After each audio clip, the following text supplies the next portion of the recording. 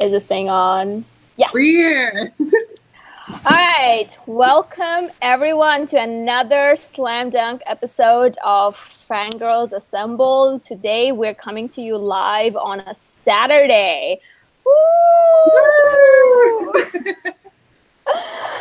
Before we begin the show, a nice quick word from our sponsor, InStockTrades.com, where you can go and get all your collected editions needs, whether it's DC, Marvel, IDW, Image, any of the other superbly nice publishers out there. You can get all the books for up to 42 to 50% off. There is always loyalty discount. If you buy something for this week, there you get one more week to get a 2% additional discount.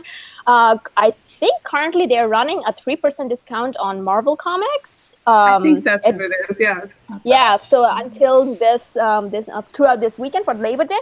So that's, if you have things on your wish list, you can go and get them. And you also get $50 free shipping above $50. So there is always that extra reason to get comics. And so please check them out at InStockTrades.com. I mean, we love them a lot, and especially we love Emily. Emily sends us like this nice bag. Yeah, she's the best. Wonderful. Yeah, I mean, we might as well be sponsored. We're not sponsored by Emily, but we love Emily. We just sponsor Emily. Throw it in there. Yeah. It's like, InStock Trade and Emily.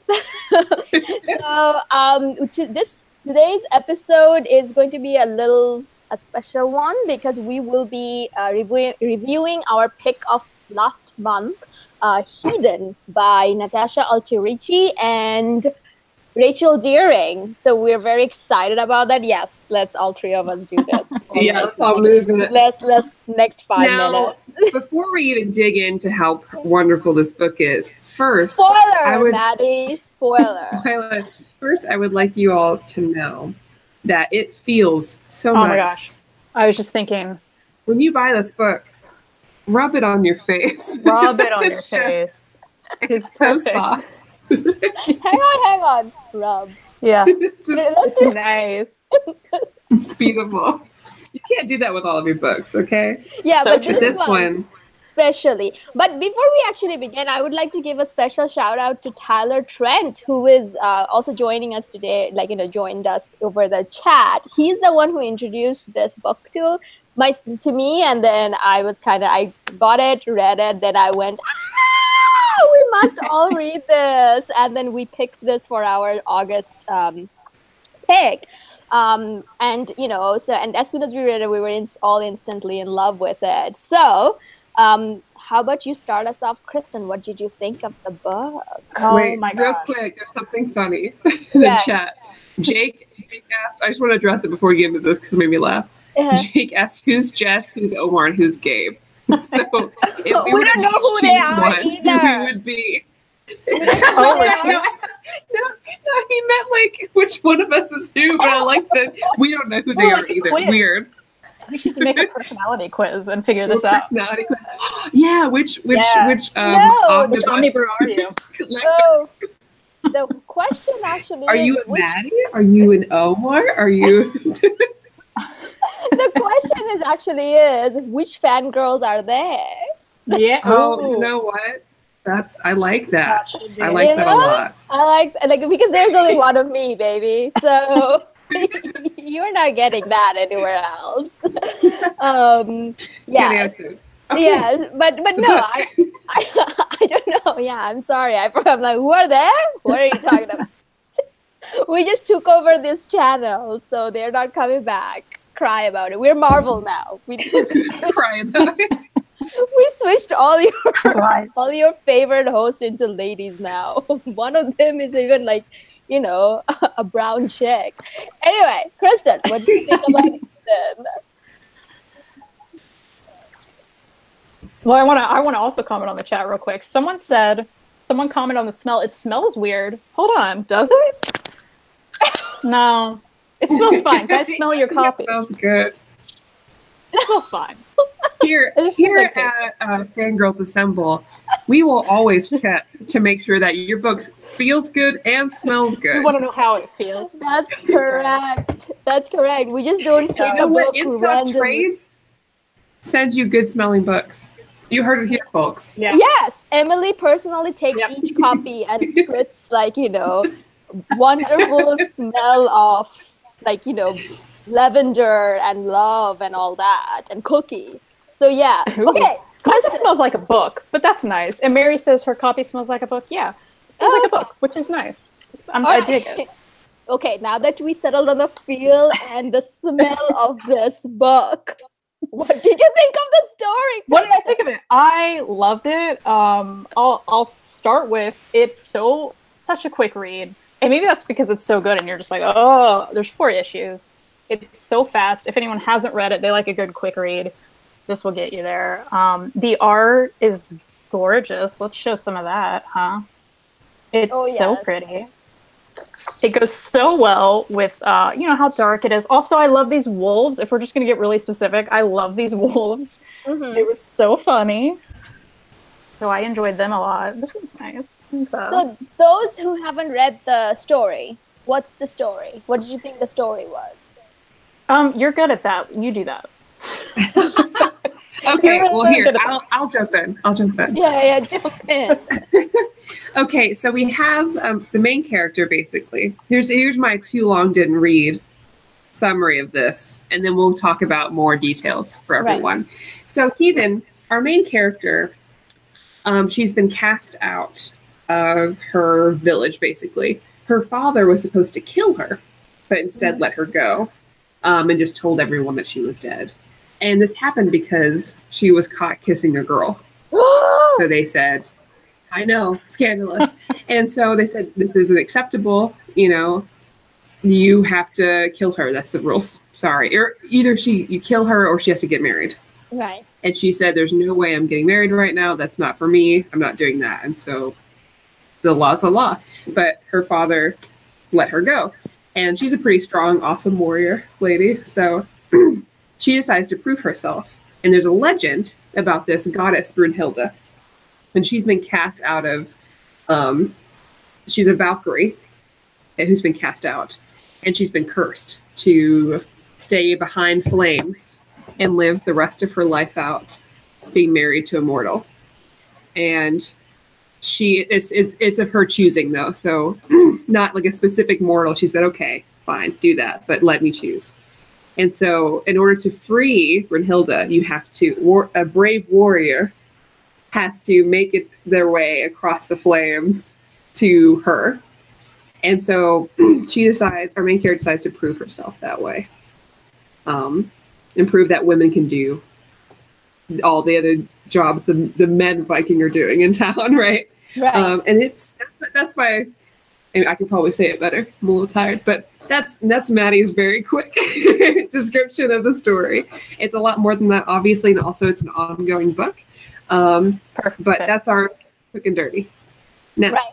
And it's also set in like a Viking world. Like it's kind of like not says like which era it is. In my head, for some reason, I thought that it was somewhere around 1000 AD. I don't know why I thought that. Christianity is like, it's like a, they've met like Christian groups that are also like in the middle of witch hunts and things like that too. So it's like I couldn't pinpoint it, but it's not set in modern world, let's just say. Like it's set in like, dark ages. Yeah. Yeah. So Kristen, you were talking about like, the art and the wolves and all that. So what else? Yeah, if we're talking about asking about like, what did you think about the characters or the story in general? Yeah, you cut out what? No, I was just asking like, what did you think about the story in general and along with the characters? Okay. Yeah, I mean, I loved everything about it. I think that if we were in these ages and that happened, this would be exactly how it played out. It felt very real. It was such lady power. I love that because she is like, screw this. I can do this. Men can't even do this, and I can do this. Let's do this. I'm going to make this happen. And she freaking did, and that ruled. Spoilers. And I love the characters. I loved her horse Saga, who ends up not being a horse. another spoiler. How did it end? Oh, should we just spoil the ending? Because, like, I love the ending.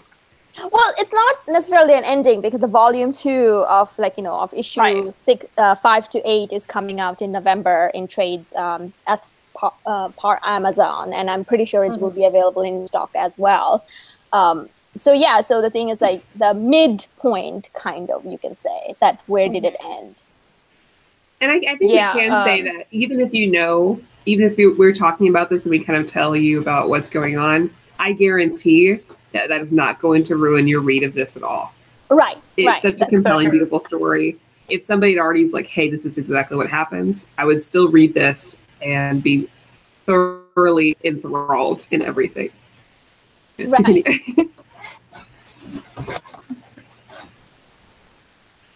All right, I'll jump in. I feel like this book was written for me, honestly. I loved it. I always fall for main characters like this, like female warriors, especially if there's a horse involved and they've got swords or bows or something. I love characters like this so much. And usually if I find them, I go and cosplay them. That's usually about how that goes for me. I was getting serious. And I know that you don't play video games, Bria, but I know maybe some people in our audience do. But there's this game called Horizon Zero Dawn about this, like, this girl who's, out to prove herself, and she is a hunter and all this. And I love her, and I got a lot of similar vibes from this. And of course, I love that she's gay. I think that's really cool. I think that's a really cool aspect of this story. And that's not her only thing about her, either. Right. And if it was, it'd be fine, but it's not either. And it's nice that that's not the only thing. Because sometimes we've talked before about, doing something just for the sake of doing it. Right. But she has so much going on with her that she's trying to prove. Like, she knows that she's strong, and she knows that the society she's in is not fair to her. And she knows she wants to prove herself. And something we didn't talk about to everyone here, but she does go and find Brunhilde. And she proves herself and makes it through the flames to see her, to meet her. And in that sort of pact, that means they're supposed to be married. Right. And that's actually not something she's even interested in. She's like, I just wanted to prove that I could do it. And I wanted to prove to my village that I could do it. And I wanted to free you because Odin put this curse on you, and it's bullshit. Exactly. Like, that's not fair. Like, you shouldn't have to listen to him all the time. That's stupid. Like, let me just free you. And she actually ends up getting a lot more. You see, it's a lot more complicated that maybe Brunhilde's been freed before, but everything always ends up bad for her. So either the person she's married to dies because she's still immortal and they're immortal, or she finally finds a mortal man she's in love with, but he's dying and they make him immortal. So now he lives forever.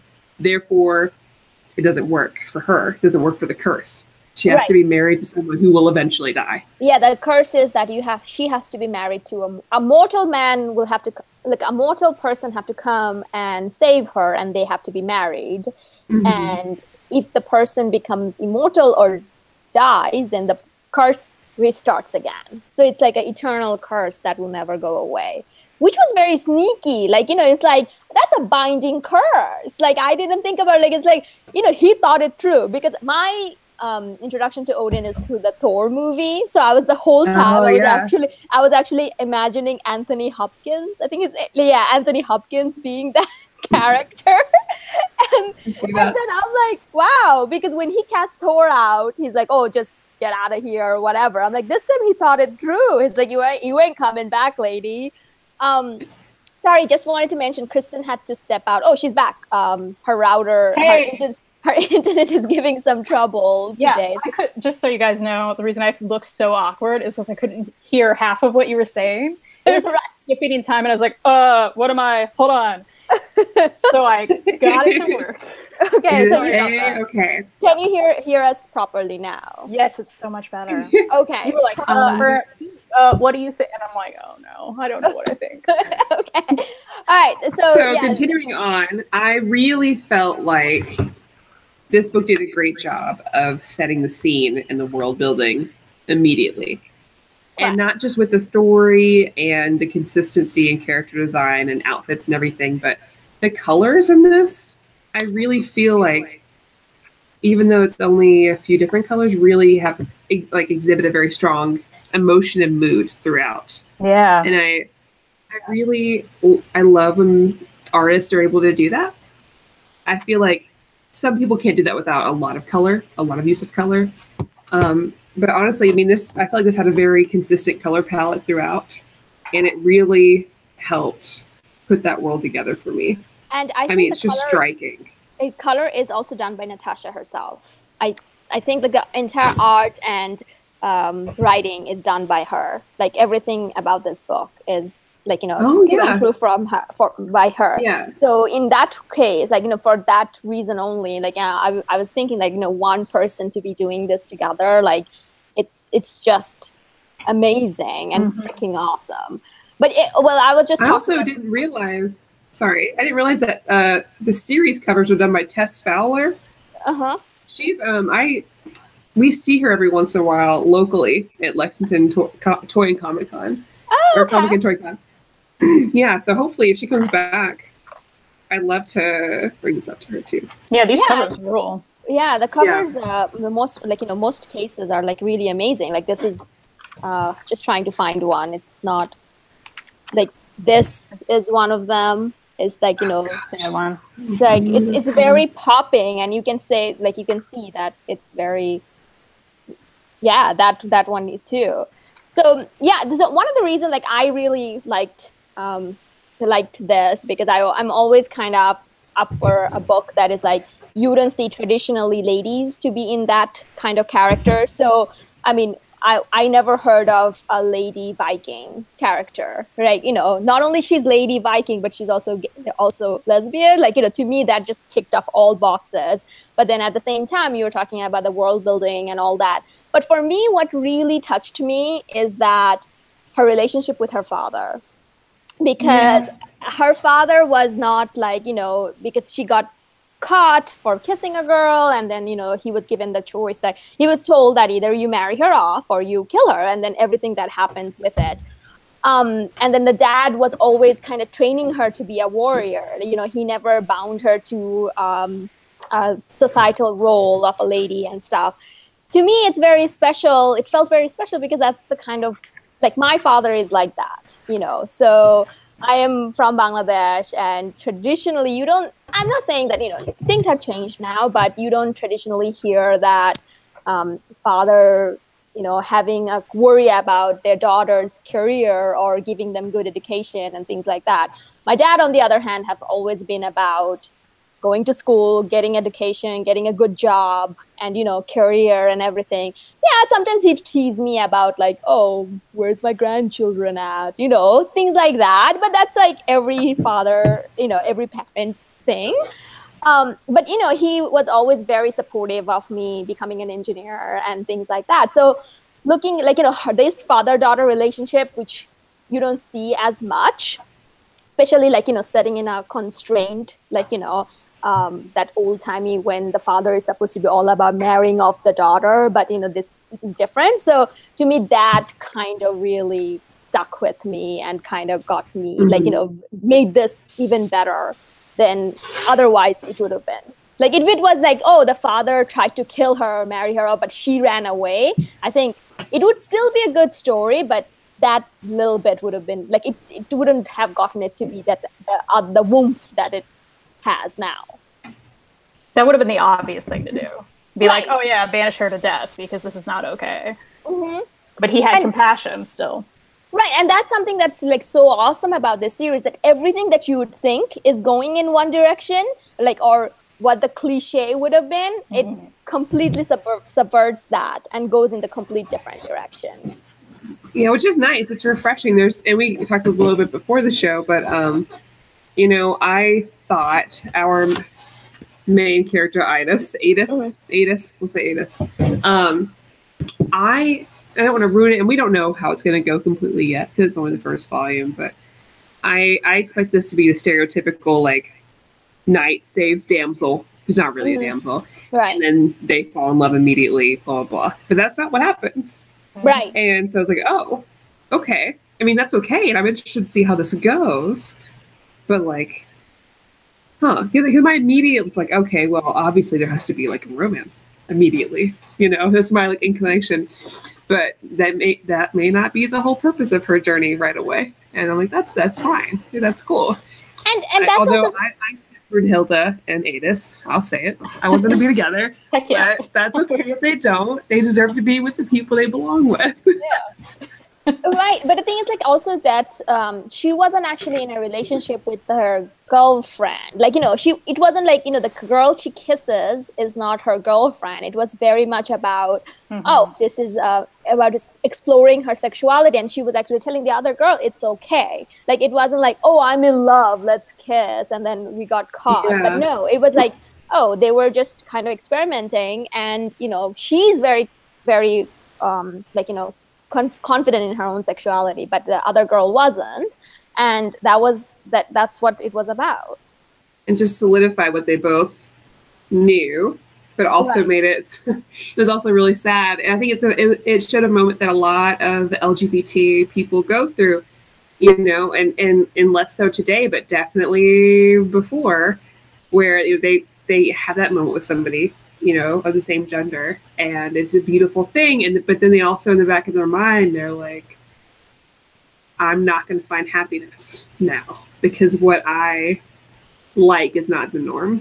Right. And, and that's, that's been reflected in a lot of different relationships people have, not just LGBT, but it was very impactful. And they did it very well. Natasha did a very good job of this, not just with this relationship and this character, Adis, but also other characters throughout the book.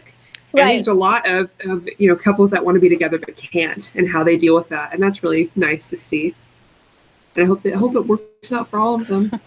Well, even that moment with her and her friend when they first kiss, yes, there's the tragic part about it that you mentioned, but there's also a really great part about it that, again, is such that happens in real life all the time, where you're like, oh, I'm not the only person who feels this way. Right. I'm not the only one like me. And there's something beautiful in that too, because she was able to be like, oh, wow, okay. I can still embrace this inside, even if she isn't. I can embrace this part of myself, even if it's kind of tragic. But right. So, Kristen, you were always kind of championing LGBT representation in comics or in media. How did you feel about this particular representation? Well, I think, something Maddie said, like, it's not all about the love interest. And I think that's amazing. And there needs to be more about that. Like, I love the love interest stuff in this book and in other books with LGBT characters. But, like, that's often such the focus. And though that is the thing that drives the beginning of the story, it creates the conflict. It makes, it was like, she kissed a girl and here's all the issues she has to deal with because of that. And that continues to be a thing. And with the witch and the boy, and there's, like, other gay characters that you're introduced to, it's not the focus. And there's something really lovely about that too, because it's like, okay, yay, that's happening and that's amazing and important. And I love that part about it, but there's these other things going on and they can be just people too, Right. And it's all about like understanding someone's, like, one's sexuality kind of thing. It's like a journey about self-identification and things like that. Not like, I think oftentimes, not just, LGBTQ characters, most cases that it's all about two people being in love and how they're doing with it, but nothing about one person understanding what it means to be, gay or, because you see that with straight characters too. Like it's always going to be about love, but not about like understanding oneself, that what I want in a relationship or, self-exploration or things like that. So, and the fact that she's not like struggling with it, like she's owning it. Right. And even when what's her name, Liv, comes back and she's like, well, I'm marrying a rich guy and it'll all be fine and whatever. And I knew we shouldn't have done this. Like Adis is like, no, I don't regret this. Right. Like, this is who I am, Yeah, and that's very refreshing. Like, another book like this is Midnighter and Apollo in the Wildstorm, like DC universe. There are two characters there, like, there is no conflict. It's like from get-go, we're queer, we're here, get used to it. And I like, I wanted to see that for a lesbian character, for a lady. And I think this is one of the reasons, like, I'm like, everything about this is perfect. It's not about mopey love story. It's about self-exploration, like, self-identification, like, and, like introspection. And, she's just going out there. And as Maddie said, like, she just goes out there, say that, hey, I'm here to save you. I don't want anything. I just knew about it. It's not fair. It's not right. So I'm here to save you. And I know I can do this even though a man hasn't, or right. I can do it even though, like, I'm just as good, if not better. Right. So one of the things that, Maddie brought up about cosplaying, and I think, like, it's kind of one of the important our discussion to have, because, that's one of the things, the topic for our today's episode is, like, having a comic discussion or discussion about any media consumption with nuances. There's one character in here. Her name, she's Aphrodite. Aphrodite? Am I saying well, like right? The Norse version of that. What's her name? Right, like Norse Freya, version. Right? Yeah. I think she's Thor's mother? No. Like, the goddess of love. I'm so sorry. I don't remember the name. Yeah. Sorry, like, I kind of forgot the name. But she... For sure it's Freya, guys. Freya, yeah. So Freya is Thor's mother. Yeah, that's what I'm saying. Sorry, my Norse mythology comes from Thor movies. Hey, I feel that. Or Thor. So yeah, so the character of Freya, there's this Valkyrie, like, she's also used to be a Valkyrie, and now she's just kind of patron mother, like a matronly figure. She's walking around with her boobs out the whole time. Like, she's pretty much just topless the whole time. So the thing is, like, so I was kind of coming at it in a way that if this was done by a male writer, male artist, I don't know if I would be as okay with it versus, like, thinking about it, like, oh, Natasha, like, it's like done by a lady, like, she's very empowering, and now the character took a different meaning in my eyes, like, oh, it's all about empowerment, owning your body, not, like, just being badass. It's like, deal with it, here is my tits, pretty much kind of situation. But you ladies had a different reaction to it, like, I mean, different in the sense, like, different. I don't think it would change either way whether it was written by a man or a woman for me personally. Right. I don't think I would feel any different about it. And this is something that we'll kind of jump into later as far as, like, how our own experiences shape how we react to comics and we like comics, what comics we do like. But it doesn't really bother me, but it's something I've never...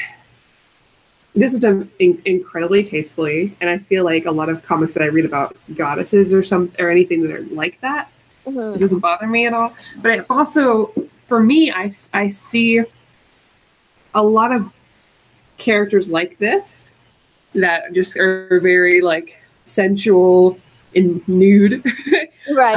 I don't see that as, like, a negative thing for me, because I've always, like, maybe not always, but definitely, in the past 5 or so years, and maybe that's with a lot of the body positivity movement and, like, owning your sensuality and sexuality, et cetera, and so on.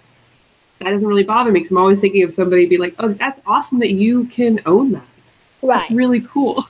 Like, and there's some characters, and we can get into that later, but, like, we talked about it a little bit earlier, like Starfire and New 52 Red Hood and the Outlaws is one I always, like, go back to, where she very, very different than, like, her portrayal in other media, but she's very, like, sexy and, like, overly sexual for some people's taste, and I didn't see her that way. I feel like she's a woman who owns that, and it's really cool. I think I'm rambling now, but basically, I don't think it would bother me if a man did it that way or a woman did it that way. I think I think either gender can do it distastefully. Like, I think, like, our main character, Adis, she has, like, she's wearing, like, a bra, right? Right. But I don't get any sort of, like, we're just doing this to make her a sexy lady vibes from it. And I think it's a lot with how she's drawn and also how she carries herself.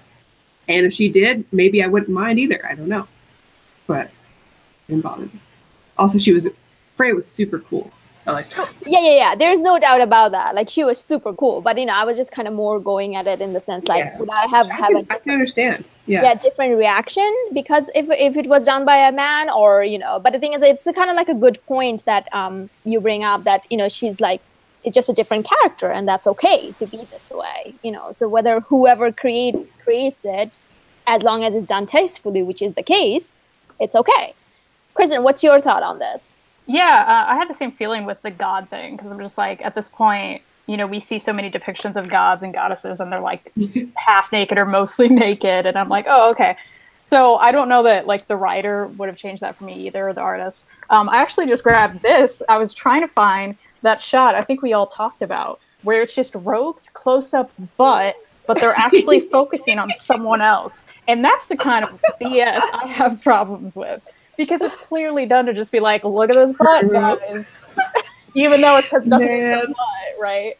I can't find it, but it's just there's a lot of that with like Captain Marvel. I feel like I see her and stuff. I saw some of that in Hick Avengers. There's some weird scenes. I was like, a similar butt shot. I was like, is that alien trying to have sex with Captain Marvel in this scene? I'm very confused. The other one like this. The other one like this, and we're kind of detracting from the book review. Sorry, yeah. No, I wanted to kind of in that same level. And one of the reason, and I was so pissed off about it, because this is written by one of the most, most coveted female creator, Gail Simone, her Birds of Prey. Because I always wondered that, why, and this is gonna me being super sexist, so forgive me, guys. But I'm like, why men talks about, like, everyone's like, this book is so awesome. I'm like, this is typically, you don't hear men praising a female written book, mostly cast of female, this much. But then after reading it, I'm like, I know why. There is seriously a situation. I tried doing it in front of them. You say like the boob was under the... No, in order for me to make that pose, my boob has to be under my armpit. That's the only way. And then I'm like, so I tried to do it in front of them, and I'm like, that is not sexy. Because if I try to do it in front of anyone, I don't care who it is, everyone's like, are you okay? Is your ribs been removed from you? What's happening right now? I mean, the artist was a man though, right? Yeah, that's true. But I felt that's the same sexist kind of thing, but it's like, oh, okay, like... No, but I also think that, given that, like, someone should have, like, I feel like Gail Simone has enough cutouts to say that, cut this shit out. Like, it's also about a little bit about acceptance. Like, why are you accepting this? So when did that come out, by the way? That run? Birds of Prey? Is that like a 90s thing? No, I think it was the early 2000s. It was at the same time. Sometimes I wonder if it's a product of its time. Yeah. Because art has changed a lot since then, too. So if I read comics from back then, it's like, yeah. So there's no excuse for this, though, right? Yeah. I know. Even though I love seeing butts. Well, you are the butt queen. I know, like, Matt is into butts a lot. But, so back to the book. Back to Heathen. So there is also like a little subplot going, well, it's not kind of little, I think this is kind of take off in the second volume as well, or I really hope so, is that the relationship between Brynhild and her ex-husband. So there's like that little love story that's there as well, which is kind of, I thought was really, really cool. Like, it's like just a position, like, parallel between, like, there's all kinds of relationship in here. Yeah. And she's still dealing with the whole mortal immortal thing too, and her own problems. And and he's also a super super feminist dude who is like, he kind of beat some people up because they were talking about Valkyries and stuff like that. Hell yeah. And that actually got to me thinking. So, what was the purpose of Valkyrie? Like, what is the mythology of Valkyrie comes from? Because Thor Ragnarok taught me they were kick-ass ladies that even Thor wanted to be a Valkyrie. Like, it's like, then I realized like, his heart was crushed when he found out he had to be a lady. And he's like, no, there's not that there's anything wrong with it. Well, they're basically like Grim Reapers, but Norse mythology. They're what? Sorry? They're basically like Grim Reapers. Okay. But Norse mythology. And also, I mean, warriors and things too, but that's, I mean, and correct me if I'm wrong, anyone, Kristen or the chat, but from what I've understood it to be, from my limited knowledge and also from watching the show Lost Girl, like harbingers of death. Oh, okay. Because the thing is, like, I was kind of getting a little, like, and I didn't want to look into it because I'm like, I don't want to get my hearts crushed. That they were sent as, like, you know, comfort girls for warriors. That is no. Okay, those asshats were just making shit up. Yeah, no. See, I think. Well, when they got to that one point where she met with Freya and there's other women there, it's not that the Valkyries were the comfort women. It was just that there were some women there that maybe helped some of the Valkyries chill out, and also some other warriors. I would like to be in that location. But from what I understand, and that's something else I like about Freya, because you know our character, or Adis, comes into the play, right? She gets there, and she's like, well, obviously you have all these women against their will, because that's her experience, right? Of where she came from. All these women are homemakers; they do whatever, and it's not really their will; it's what they're meant to do. So when she gets there, she's like, oh, well, all these women are like forced prostitutes, obviously, and obviously you're like this because of the same reason. And she's like, no, these people, they want to be here. You know, that's yes, we're sexual.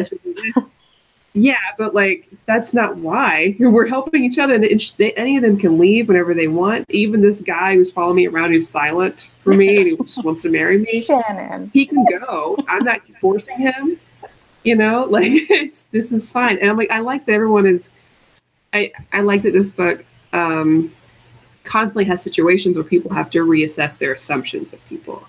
Right. You know, and I hope that it continues that as it goes, because I feel like that's important growth for everyone. I feel like a lot of people, even with the right heart, can have poor assumptions. Even the people that your main characters that you think should already know, because they're righteous and they're on like a good path, right? They still have to learn too. Adis, even though like she is this strong, badass, honest woman who's just trying to make a difference, she can be wrong too. And that's nice. Yeah. They're all flawed. Right. Yeah. Right. That's a good. Yeah, I mean that's one of the things. Like I was kind of like, I don't wanna find that out because you know I have a certain like you know Tessa Thompson as Valkyrie. Like I have a certain idea, like you know, like badassness. Oh, I don't want. They're all like that. It's fine. Yeah. Okay. Thank you. For sure, badass. Yeah. They're all like that. Her and they're just badasses and they're very strong and it's cool. Yeah, I mean, thank you so much for making me feel better about this because I was not. I was like, where is this going? And then I'm like, oof, okay, all right. Yeah, I mean, Krista, do you have anything, like, I don't know, like, if there is anything we missed or you want to talk about? I don't know that there was. I hope we see that that gay guy again come back. Like, I'd be interested to know, like, even just, like, him talking to his parents, like, is he going to tell them the truth? Like, you know, is that going to come back? I kind of want to know that side story now with the witch and everything. Yeah, tell us a little bit about that because I don't think we talked about that. Who is it that goes to this city? I forget now. Like, oh, it was Brynhild and. Okay, yeah, yeah. She goes to a town. I forget why. Girl, I just read this. Right. But within it, they meet like this. All these townspeople are so angry at this witch, and they're like, "Oh, she messed up our town. Like things are happening. It's bad, and she did all this stuff, you know." And you know, she's obviously like innocent, and within the people and everybody's like these two parents, and they're like, "Well, I saw my son in the woods, and he was doing unnatural things with another guy. So obviously he's possessed by a demon." And right. Well, no, he says that. He said that I was being possessed by a demon. That's why I did. Right. That was his excuse because you know he can't possibly be gay, right? That's the whole thing. And she pretty much ends up like telling him what's up later, and he doesn't really like come out to his parents or anything, but he's like, "Oh no, I made it up. I blamed it on the witch. I asked for her help," because she was just trying to help him. Like she was setting up like meetings with him and his lover, and it was a whole like nice thing until he kind of like stabbed her in the back, and that was sad. Right. So there's like that aspect of it too. And I want to see, like, in terms of like a world building, Maddie brought it up that it was like perfect world building. Like even with the 4 issues, this world, this universe, how everything works here. So I think like, with these little touches helps it so much. And even like the brief characters, it's like, oh, I already care about this witch and stuff, and I want to know what happened to her, and I want to know what happened to that guy that was barely in it, but I cared already, so that's some good character building. Right. And you were also talking about the wolves and Saga. I love that. Like, there are these 2 wolf brothers who see Saga the horse, who is Adis's horse, from afar, and they're like, oh, we need to go hunt and we need to get him, right? And then one of them steps in, is it a bear trap? Is that what that is? Yeah. And gets his, like, and they just talked about how the horse had been caught in a bear trap or something. And that's how Adis, like, found him and saved him, right? And so this wolf gets caught right here. I don't know if you can see that. And then Saga's like, oh, I think I recognize this trap. Let me help you, and gets him out. And that wolf's like, oh, and to think I was going to eat you. And then Saga's like, wait, you're not, right? And he's like, oh, no, thank you. And it's just such a little sprinkling of some humor within everything that was just perfect. I was like, oh, I love these guys too. and I love that in the end is like one wolf says that I liked him. The other one is like, me too. I'm glad I didn't eat him.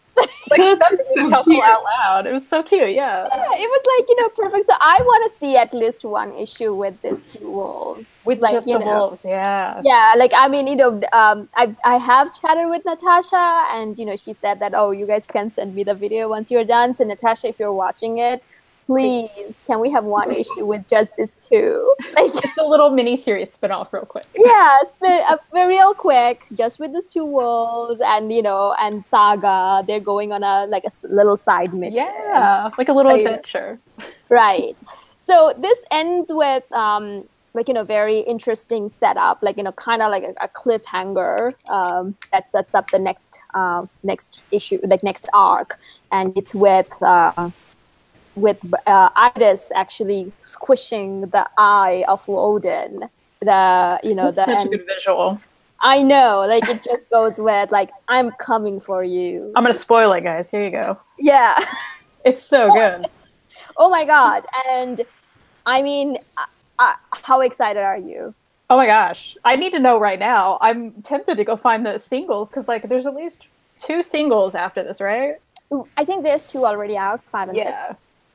And you know us, we're the collected editions, but I'm like, hey, I think I need to know what happens. No, me too. I have been looking for it, but I think like Vault Comics, like, is it Vault? That it has to be like a certain. They don't send it to every single local comic store. Like they have their own. But either way, like I am just like the volume 2 is coming out in November, and I am so looking forward to it. Like. Well, someone said in the comments it might be pushed back. Might be next year. I'll have to look into it. Because when I was trying to look it up now, it seemed like it had been pushed back earlier, before like last year or something, but she hurt her wrist. Right. But well, this is an exclusive, guys. Mm-hmm. I asked Natasha, and she said that sounds about right. November sounds about right. Ooh. Oh, okay. So I can, so that's one of the reasons, because I asked her, I'm like, is it true? Is it coming out in November? And she's like, yeah, that sounds about right. So. Oh, okay. So then we're good. Don't worry, Tyler. We can wait that long. It's September now. Right. So it's not a long time. Oh man, but where are we going to order it?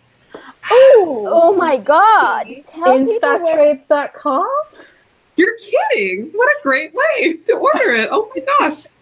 Man, but can I get free shipping when I order it? If you order $50 or more, you get free shipping. And who wants to pay for shipping? Not me. There we go. It's a nice little mid-show plug. I'm going to stay out of this because I was not part of this. But anyway, I asked her that, by the way, Amazon has Heathen scheduled for November. Is that correct? She's like, that should be correct. Yes. We got delayed because of my carpal tunnel, but things are back on track now. So please, Natasha, make it happen. I can't. Oh. But Mary in the chat says 5 and 6 are in Comixology now. So. Ooh, okay. Thank you, Mary. All right, awesome. So, Maddie, what's your hopes and dreams for the future? How excited are you for this? Any closing remarks? Oh, for Heathen? Mm-hmm. What I'm hoping? I don't know. I think I'm pretty open because I don't really know what to expect. Because as I was reading, I had an expectation, and it didn't go along with that. And I liked that, honestly. Mm-hmm. I like not knowing. Right. I like when I'm surprised. So I'm just excited to see. I want to see Brunhilde and Adis interact more. So that's what I'm hoping for, and more of the horse. Right. Dog is the best. Yeah, I mean, and that's something that I was kind of like we mentioned, like this subverts the expectation in all kinds of ways. Like you think it's going to be going in another way, it goes in a complete different way.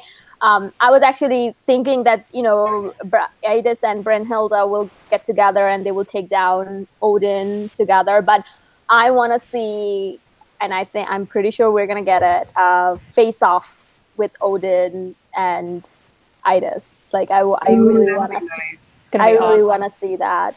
And I don't know, like if Natasha can show like Thor being a dum-dum on the side as well. that's always a bonus.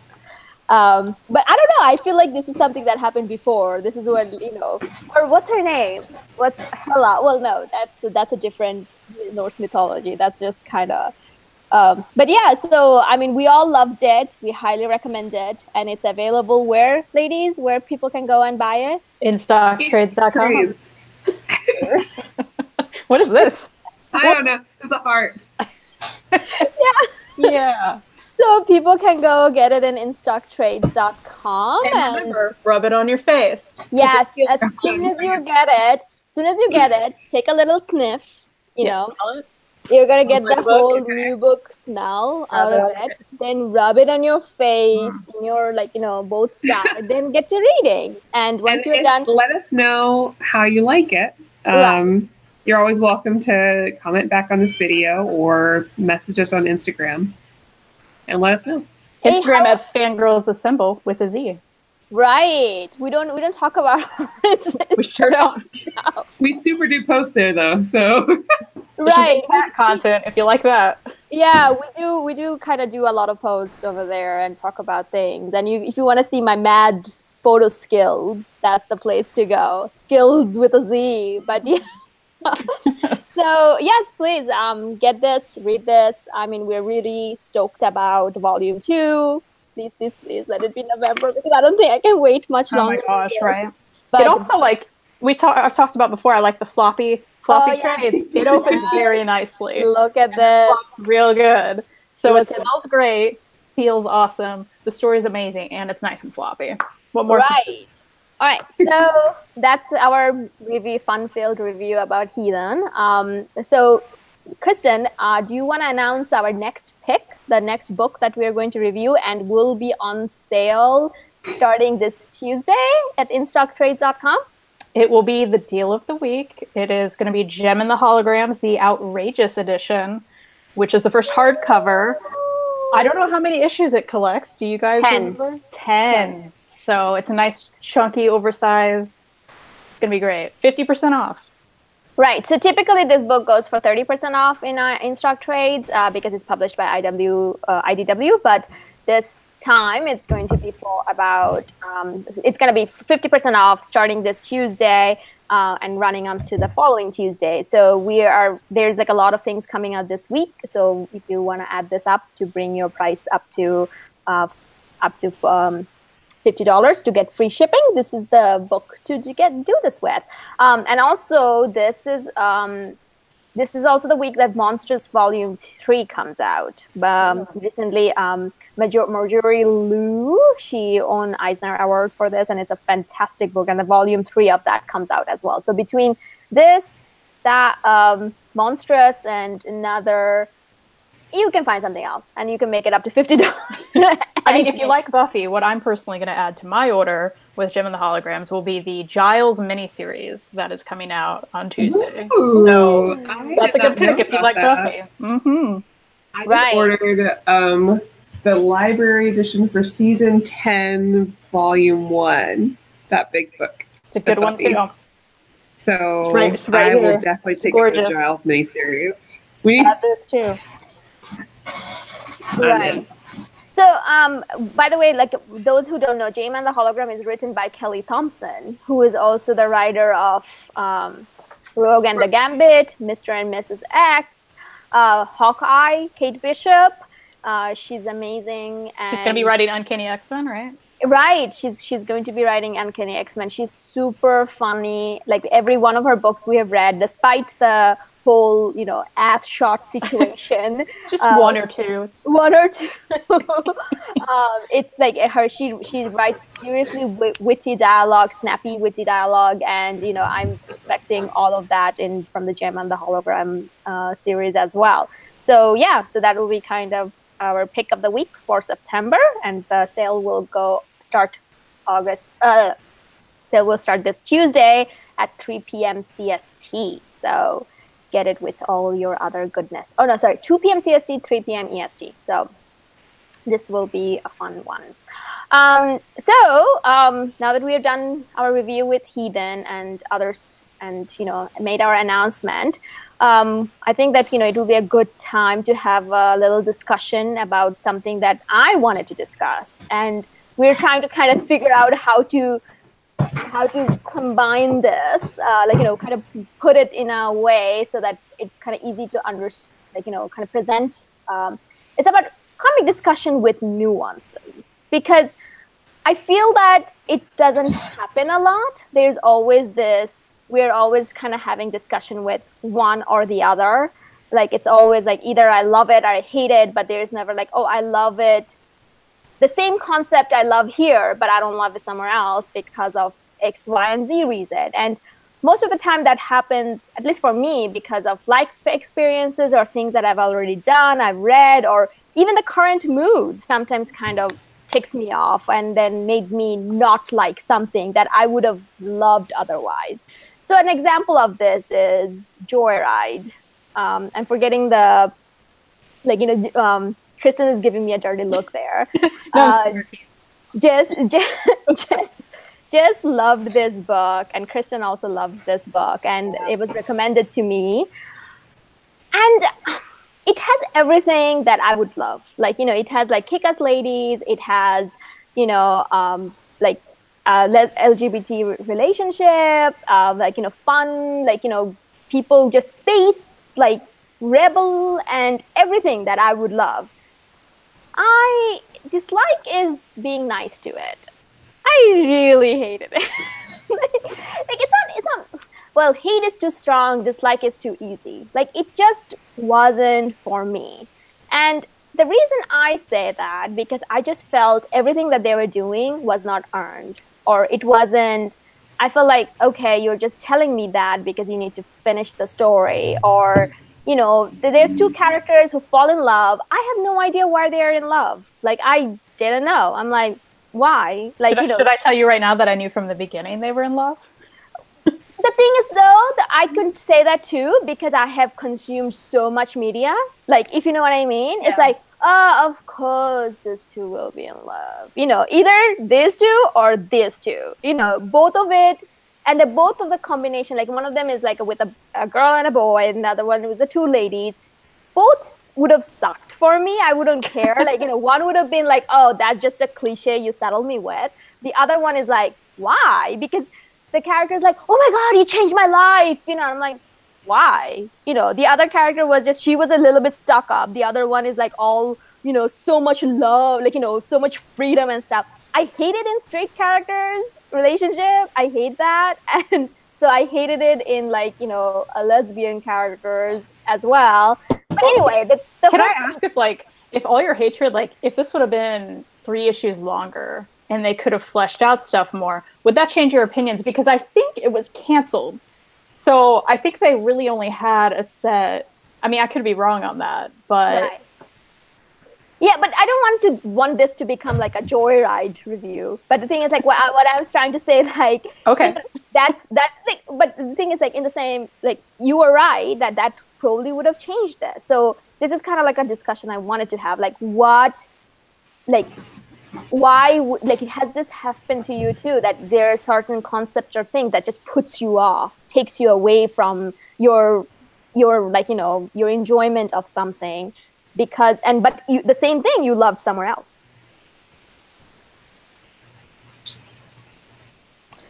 I'm trying to give a good example of it because honestly, I love a lot of things. Now, something that is kind of in the same vein, easier for me to think of, there are instances where normally maybe I would enjoy this piece of media, not always just comics, but it's so overhyped before I get to it. So I have certain expectations going in. And if something gets overhyped before I start to read it, it puts me, the expectations are too high. And so if I'm looking for something like, oh, okay, well, there's going to be this big thing that happens and doesn't happen, I'm like, oh, well, maybe that kind of fell short for me. So there are instances like that where that happens, where if somebody was like, yeah, I hate that book or it's not great, and then I read it and I was a little surprised, that can change it for me too. But something, I guess a better example in the same vein, I can't really think of things that like I didn't like in one instance, but I did like in other ones. But I can think of series that I've read that a lot of people don't like. Mm-hmm. But it had something, I was given perspective on a certain characters in there, or I already liked certain characters that were in the story. And so that made it different for me because I was already dedicated to a character. Right. And so if I read a series about that with that character in it, maybe by itself, if I had read the series by itself, I wouldn't care about it. I'm like, this isn't very good. But because of that character, my connection with that character and their story and their growth overall, I really enjoyed it. And I'm not going to try to talk about them a lot, but that would be that would be Roy Harper, because I mean, and I recognize that some of the stories he's in are people don't care about. They're not wildly like acclaimed. Like Outsiders, I love Outsiders, but only when he's in it. I don't like it after that. I don't care about the group. I guess actually there's an instance. I love team ups. I love teams. Mm-hmm. If there's a team in a book, in a superhero book, I love it. But there's a few instances where I don't care about it. And I think that's usually the big name superhero team ups. So like, I wasn't blown away by Hick Avengers. I wasn't. Okay, this broadcast is over. I was going to mention it to you. Listen, so I guess I better go. Because I wasn't. Both of you, get out of here. But I thought I would be, because I feel like they have a very strong team dynamic in the movies. But I wasn't overly invested in that book. But I was very interested in smaller groups. So I loved the Illuminati. Like, I loved them, you know? And I love Titans, but I'm not a big Justice League fan because I need that family aspect. I need a lot more interaction and development between those characters, or it doesn't do anything for me. Even if I like those characters separately.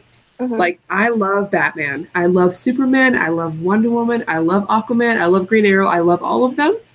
I love all of their stories. They're great. You put them in a team together, and unless it's like a cool event, I'm not always like floored by it. Because I don't see them as a family. But Titans, I'm like, that's a family. They love each other. They die for each other. They're great. They're not like colleagues. They're not work colleagues. Anyways, I mean, maybe I've rambled. But there's my instance of it, I guess. But do you all have an instance where maybe, you know, I'm sure you have other stories about like things you've liked in certain areas and not in others, but instances of a thing where maybe like a comic you've read that you can recognize as maybe not that good, but for some reason it resonated with you and you love it, even though you can recognize maybe like critically it deserves whatever reviews it gets. Well, I think I can relate to you on, it sounds to me like this is something I was going to say, like I need character development over story. So I think that's why, like with Hick Avengers, had I read a lot of these characters before, had I like had a better basis for what was going on, I would have maybe cared more. But because I wasn't as familiar with these characters and they didn't have a lot of character growth within this, it was kind of just the story moved and the events happened, and it was more about that than really the characters. So going off that really quick, do you feel like, and for this is for you too, do you feel like I'm not talking to either of you. Okay, listen. Okay. Okay, but do you feel like there's some books that maybe you've read at first that you weren't super into, but then you've gone and read other things about other characters, and then maybe gone back and like, actually, now I really care about all these characters. I've been involved with them.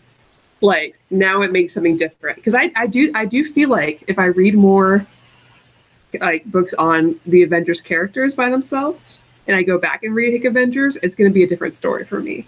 I would think that too. I would love your recommendations. Yeah. I would love your recommendations because I need them by themselves. I need to see that. No, but I completely understand what you're saying. I'm just joking, by the way. But maybe the show's over. Like, show's over. Broadcast over. You had instances like that, where like a book you didn't like, and then you went and read those people by themselves, and kind of went back like, actually, this was good.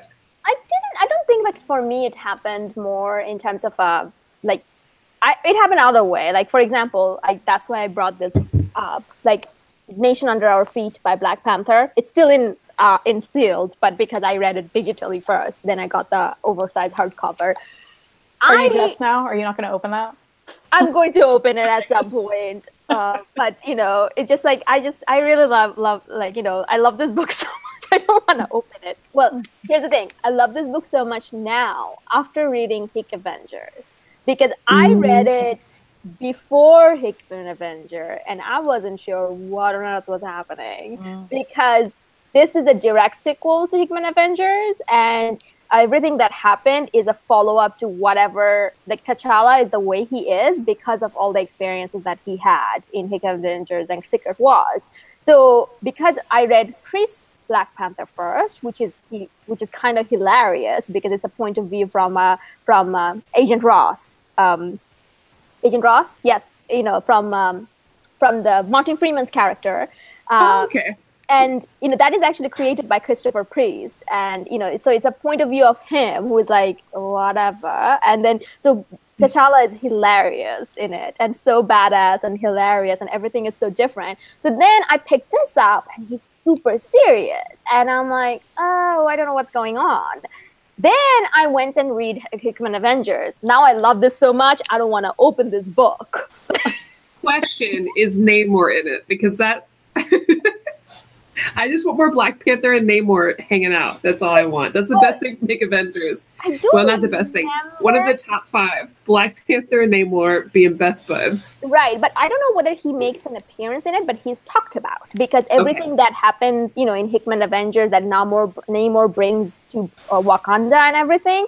So he's still most wanted, and there is already talks about that. But, to your point, what you were talking about, that did I love something, read something first, and then went back and came back, and then I loved it. This would be my pick.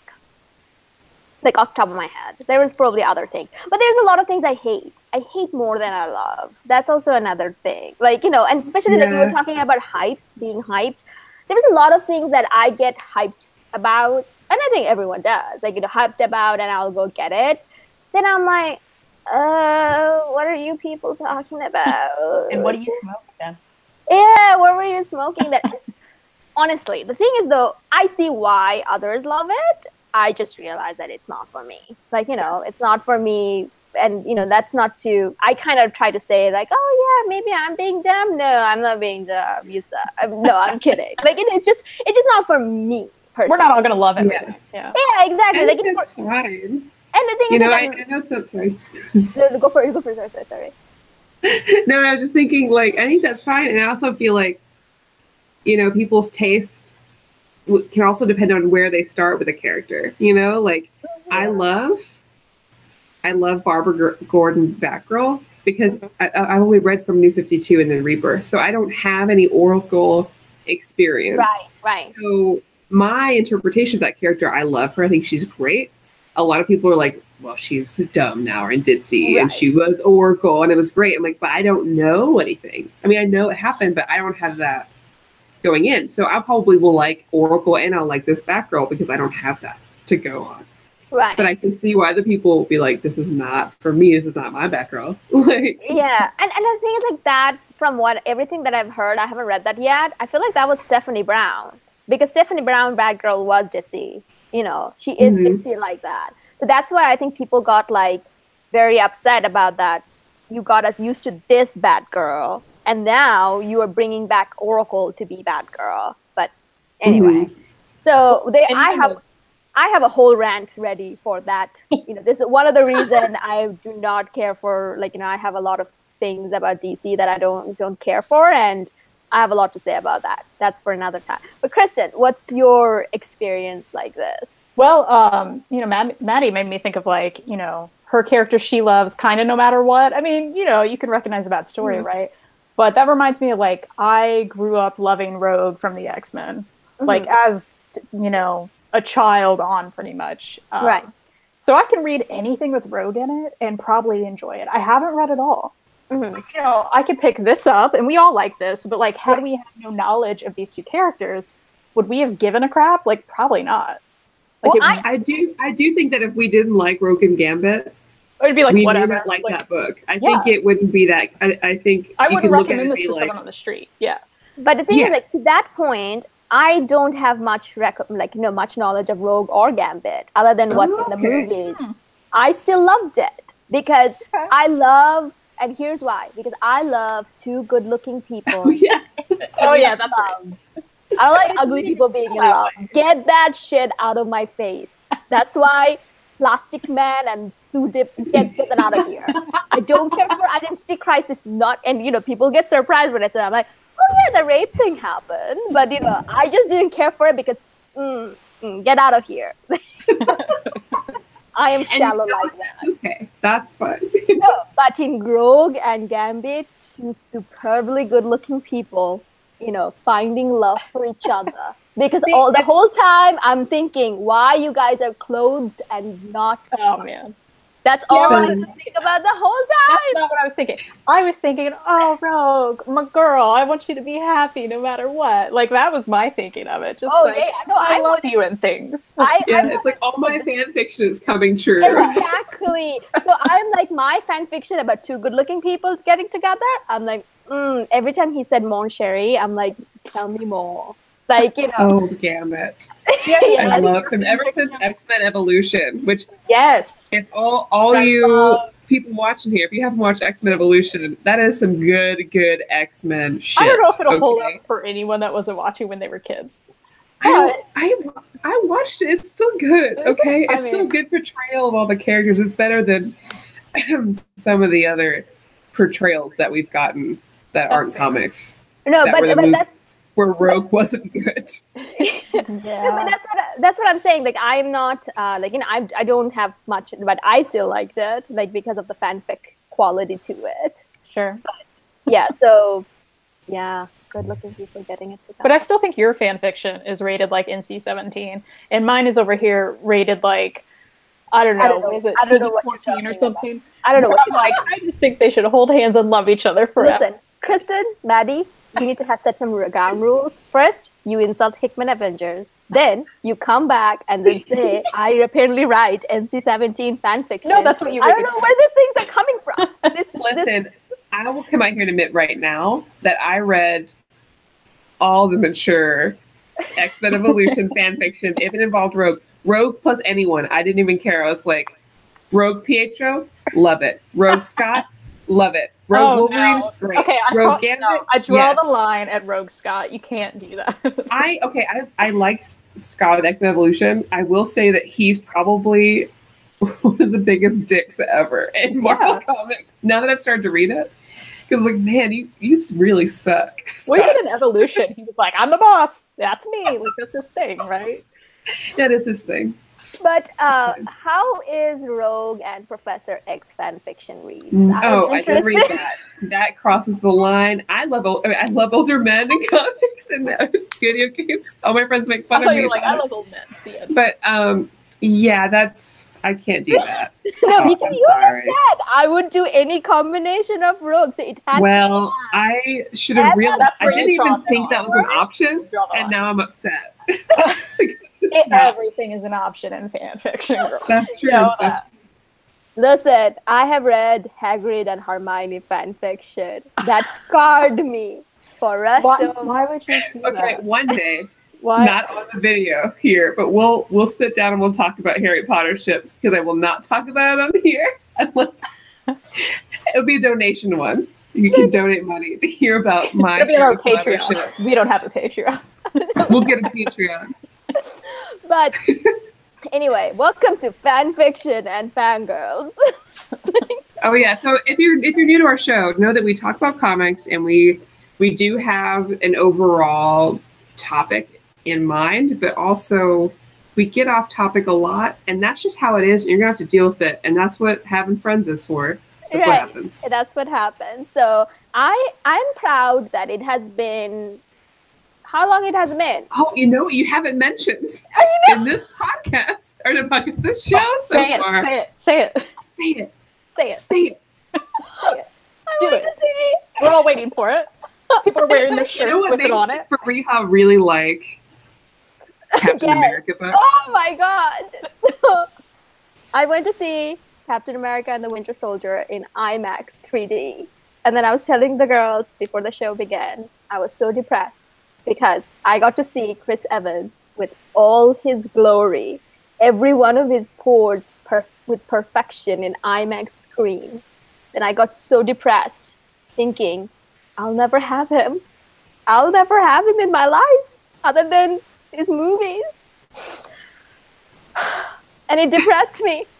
And later on, we're going to hold a candlelight vigil for you and your love. My unrequisite love for Chris Evans and his perfect. That's why you got to write the fan fiction. You're together forever. Do you think I don't write this? You just haven't shared it. I will never shame you for this, and all of our fans. Like, it's interesting being a comic book fan or any sort of like geek culture fan, because you get so enthralled with these characters and these people, and you get so involved with it. And here's the thing, it elicits very real life emotions, and I will not shame anyone, because I like to freely express all of my emotions. Right. In any of my hobbies. Gross sobbing in the car because I bought a new issue of something, that's fine. That's okay. And you recorded, you can be depressed with Chris Evans. Right, and we got the messages about that, and that makes the best voice memos. Yeah, we get the best. And that's something that we also did need to do a fundraising, so you can hear if you want to hear about it. It'll be on our Patreon. You know what? The best one for that would be when Heroes in Crisis comes out for everyone. Yeah. Oh yeah, because we need a video about that. It'll be full of spoilers, so you're gonna have to read Heroes in Crisis. Because I'm gonna read it. I'm writing it down. If a certain thing happens in that book, everyone just telling you, I'm going to have a candle vigil at my house with all of my arsenal books, which you can't see, but one day I'll show you all of them, because I've got all of them. Did you say no spoilers when you pretty much just said it? Well, no, she doesn't know that it's gonna happen. I don't know.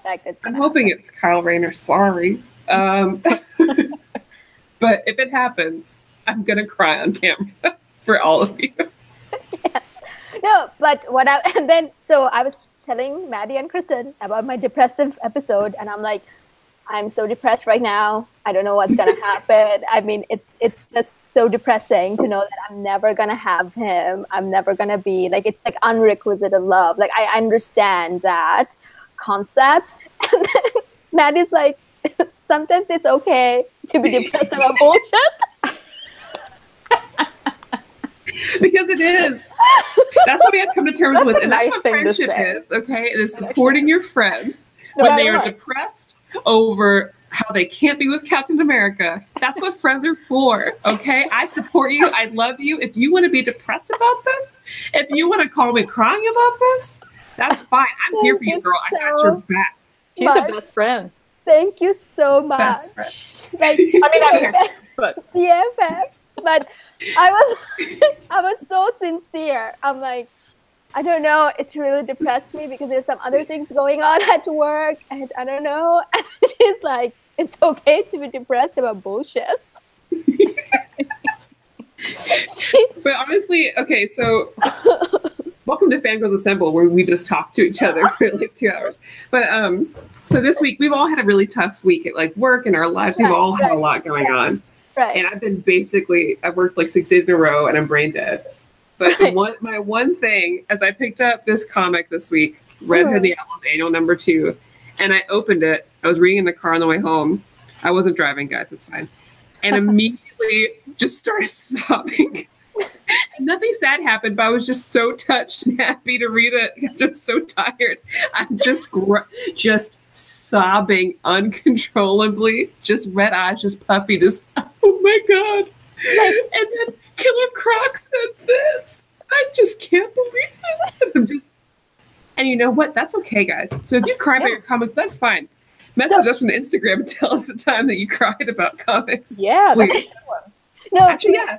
No, so that happened to me this morning though as well, because I was also tired and everything, and someone tagged, one of my friends tagged me about a Captain. That's what I woke up to. He tagged me about a Captain America, so I was like, all Captain America up. Then I went to see Winter Soldiers and everything, and so my depressive began, and I also had a gross sob moment.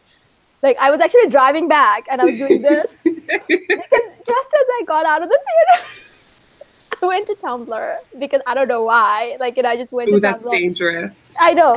And as I was waiting for something, my sister said can I call you about something? So then I was just waiting to take her call, and then I went to Tumblr and I saw this picture. Oh. That's when it all dawned onto me, and I started crying. It's not your phone background? That shocks me. Somebody recommended that we get you a Chris Evans pillowcase. Ooh. One of those body pillows. Would you like that? I have a body pillow, by the way, and sometimes I hold. You just need the pillowcase for it now, with his face on it. Sometimes I actually hold it thinking. Oh, this is deep. Okay, sorry. I'm gonna stop. Someone commented, don't get tears on your books. No one likes soggy comics. That's true. That's true. More pages, not cool. Just hold it out this far and just just wipe them before they fall. It's fine. I mean, seriously, when I was reading the Brubaker's Captain, because now every time I have to read about Captain America, it's Chris Evans. I can't. My brain, it's not anyone else. So then I was reading Captain America, Brubaker's Captain America. I was getting so outraged, red on outraged. Every time Sharon Carter showed up, I'm like, ah! I'm all for girl power and stuff, but every time Sharon Carter, even in Winter Soldier, I was like, I was giving. Not for Black Widow, because they're mutual friends, they're super friends and platonic friends and stuff. But every time Sharon Carter or Bucky Barnes showed up, I'm like, get out. I like that Bucky was included. That's great. I mean, you never know. They were they seemed like they could have something together. I mean, for sure. He pretty much overlooked, Winter Soldier. Spoiler for Winter Soldier. Bucky killed so many innocent people. Oh my god. And then he's like, no, Bucky, please. The entire civil, he stopped Avengers for Bucky. And I'm like, oh, you my innocent child. But anyway, okay. So going off this, but still remaining in our topic. Right. Do you feel like, I know that some people I feel like could enjoy a book more if a friend that was really into it was able to kind of describe why these characters are so good and meaningful, and maybe that's just me assuming. Do you either think that there's some books you could convince people to like based on how you view the characters, or two, do you think you could reconsider a book you've read if a certain person like a friend was really, really into it and you saw it if you heard their opinion about it?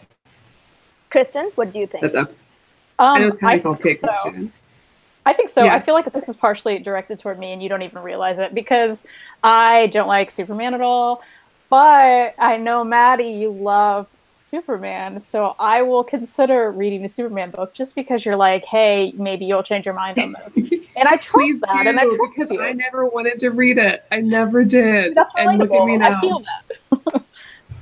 So one day it's gonna happen. Good. Well, I don't know. Let me think. Well, no. I mean, all the Buffy talk now made me want to watch Buffy. Hell yeah. Yeah. And definitely watch it before you read the comics because they're not going to make sense. Yeah. No, and they'll mean more to you too. Right. Like it's one of those situations. I mean, it is called season 8, so I'm not like I remember New Yorkers or someone, they were upset that Infinity War didn't set up the characters. I'm like, yeah, it's the 20th movie. Yeah, it's the 20th movie of the series. Like, because New Yorkers the director expects people not only to watch all the previous movie and also to think about it. I'm like, yes. Yeah. We've been setting up this movie for like 10 years. For like 100 years. Yeah. Yes. Please. It'd be like going to the latest season of Grey's Anatomy or something. I'm just saying it. And trying to understand that. Yeah. Yeah. Right. Like there is a build up to things. So yeah, I mean that's the thing. With all this Buffy talk, what's happening right now? I think it was a robot. Oh, okay. Oh, sorry, that was the ice maker over here. My bad. Okay. So, no, I'm just saying, like all the Buffy talks now makes me want to go and kind of watch Buffy. But I'm also kind of scared that it probably has some 90s stuff that I kind of. It holds up though. You're gonna feel some of that, but it holds up. Right. It's just like anything. You're gonna be able to criticize some of it, and I love it to death. But I can be like, yeah, that was a problem. Right. Because Joss Whedon is a problem, but it's another story. If you can suffer is an intense word. If you can get through the first season, right, things pick up immensely season 2 and on. Right. But the first season is very short as well, so. Right, and the thing is, like, most of the time, like, I usually love something. Like, I believe in you need to love everything about someone, like something. I like along with the things that you hate about it, like along with the things that that what people might hate about. You can recognize, here are the issues. Yeah. Right. Like, for example, like the same way like Hickman's Avengers, like I love everything about it, but I also know that what can turn people off about it. And then to those people, I say, shut up and get out of here. And you're wrong. And you're wrong. Like, but the thing is, like, so I can definitely see that. But yeah, like that's one of the ones that I'm very interested. What about you, Maddie? Like, does that happen to you? Like you got into something because someone else told you? Oh, all the time. And there's things I've tried. Like, I mean, I've told you guys I'm a big One Piece fan, which is like not the longest running manga ever, but it's long. I mean, it's like 800 issues or something. And I tried several times to get into that, and it just did not work. And I was like, there's no way. But then my boyfriend at the time set me up at a certain point of the show, of the series. He's like, just start here later. Let's just try this. And then that part of the series really resonated with me because it was very emotional, a lot of backstories. Most of the crew was already together, so we already had that element of it. And I was in love and I was hooked. So sometimes it just takes somebody who knows you well to be able to recommend a certain volume of the series to get you hooked. And then you're good and you can read all of it. And I feel like it's the same with comics and anything else. Like, just find that right set of issues that will resonate with somebody. Which is why I really feel like we should do a panel sometime about recommending like comics based on like what other people like, whether it's like anime or video games or TVs or movies or whatever. But yeah, I mean, that happens to me all the time. And Superman was that one of those cases where I was like, I'm never going to read this. But then I found one volume that really changed it. And I think if I had started reading earlier stuff than Rebirth, I wouldn't like it. So which volume was it that changed your mind? Well, it was just Rebirth in general, but especially like Super Sons, about his son, and then also the lead into Rebirth with Superman. Right. Him being a dad and a husband really changed things for me, and it showed me that there's a lot more to Clark Kent, and him being a family man on top of being, the strongest being on Earth. Mm-hmm. Really changed it because I just saw him as this like boring, invincible guy. And that's the media's fault in the US because the people who make movies about Superman don't understand Superman. Like, they just don't understand that he's not Like he was raised on a farm. He's just a good old boy, you know, like that's how he should be. And so reading Rebirth, I was like, that got me hooked. And then I was able to go and read older Superman books with a new appreciation. And if I had just gone back and read it then before reading Superman Rebirth, I don't think I'd like them. And that happens as you go through and read, because you find more people you like as you keep reading books. So like, okay, I like this character. This character shows up with this character I already like. Oh, I like them now too. Let me go read theirs. And there's like this long, and now you have a lot of comics, and you're on 2 comic book shows on YouTube, and that's it. Your life's over. So, and I think like I'm just talking about Superman. Like I got to thinking about Superman as well, and you know, Kristen hates Superman. Okay, first, Kristen, why do you not like? You know, what's your apprehension about Superman? Like, are you not American? Is that what it is? Yes, that is it. Like, but you're not big into DC either, though. Yet. No, I would not say I'm not big into DC. I have not read a lot of DC. You know, I'm not like boo DC at all. Now, my dad is a huge Marvel guy, so I was raised on more Marvel. So I've read a lot of Marvel from like being a kid and whatever. I mean, he loves Batman and stuff too, but just my perception, I think the media thing is a good, you know, basis for Superman. I'm like, I don't care about your powers. I'm bored because only like one thing affects you. This is just what, I mean, I haven't read, so I don't know, right? But these are my thoughts. And I'm just like, your outfit's stupid, your cape's dumb. Like, I don't care about your hair, and I don't care about the way you look. So I don't know.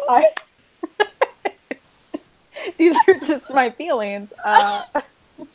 Kristen to Clark Kent. I don't care about your hair. I don't care what you care about it. Same. I don't care.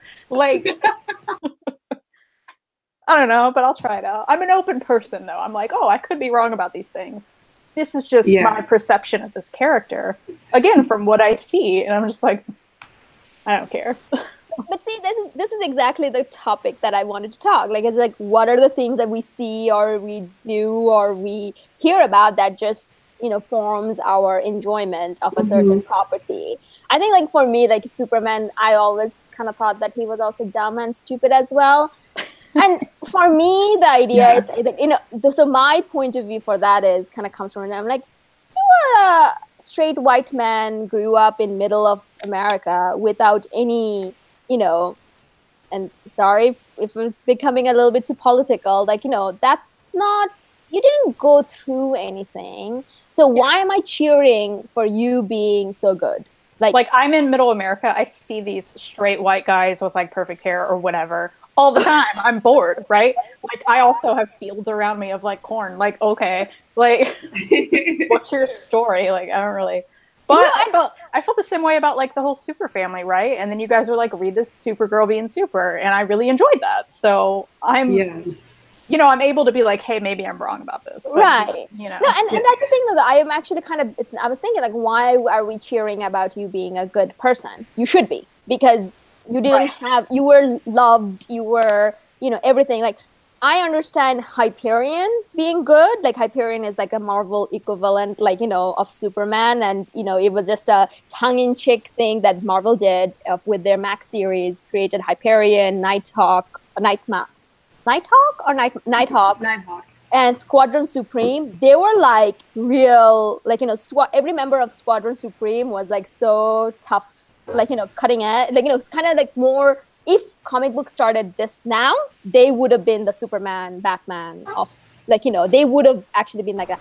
And in that, the Hyperion was actually raised by U.S. government in like a pseudo family, but he still became good despite that. Like, you know, despite knowing all of that and finding out all of that, he decided that, no, I want to be a good person and I'm going to be fighting for truth, justice, and all that.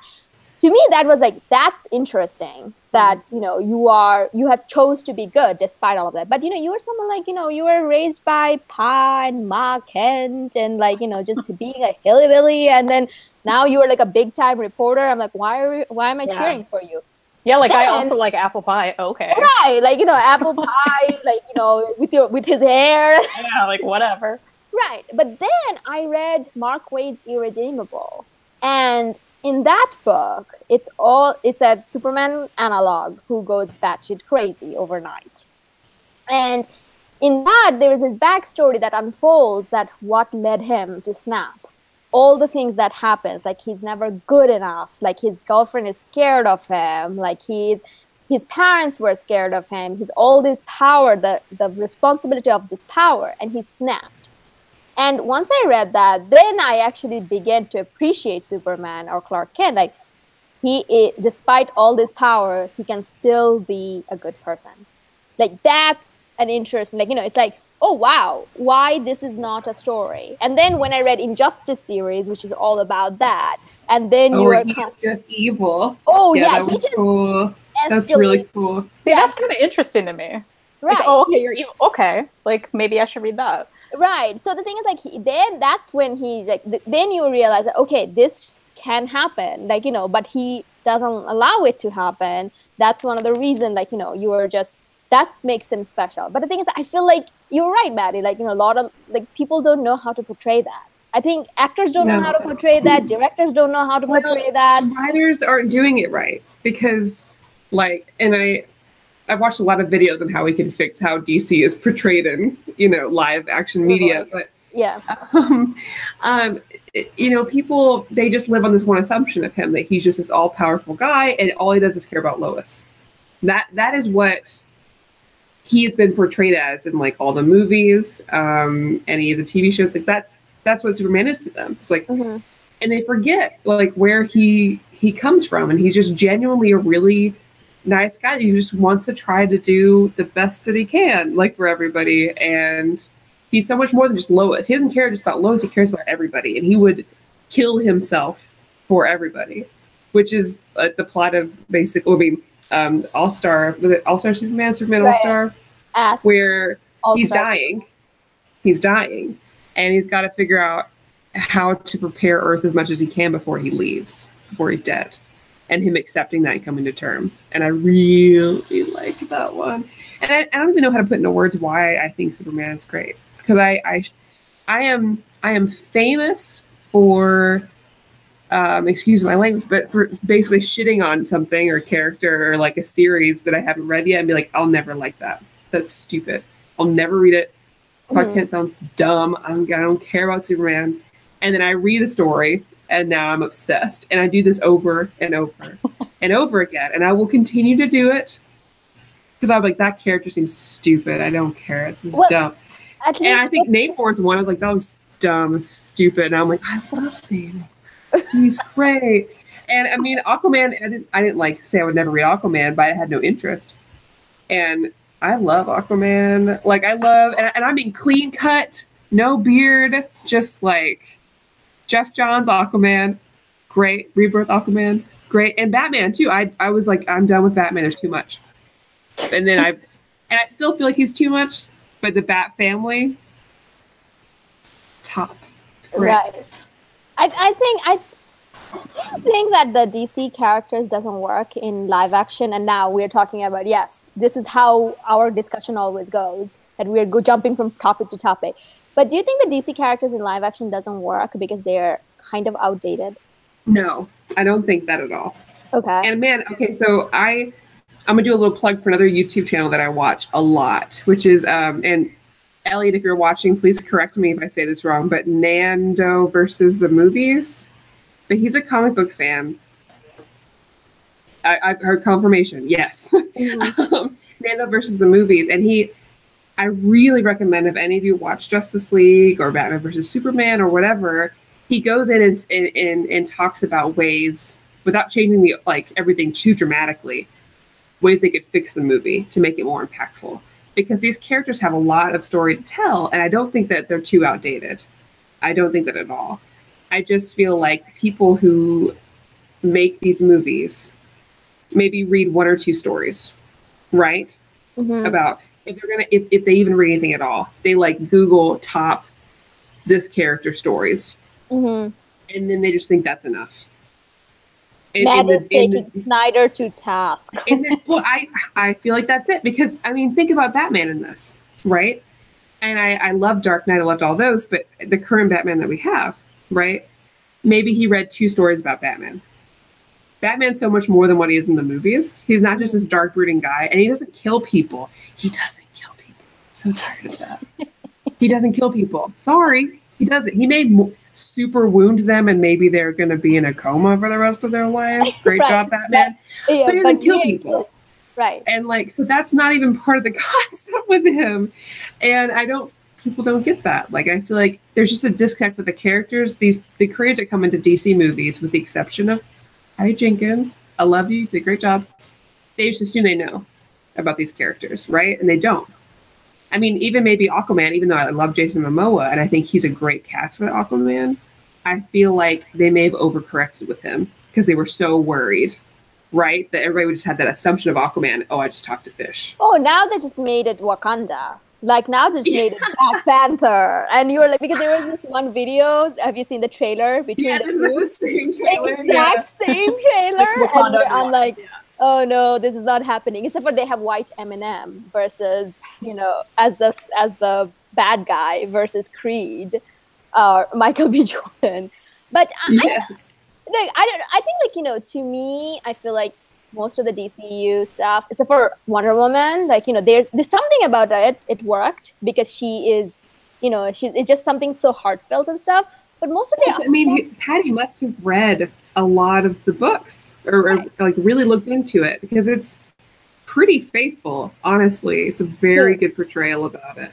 Yeah, especially when I'm reading Rebirth, I'm like, is this the script? Is this the movie?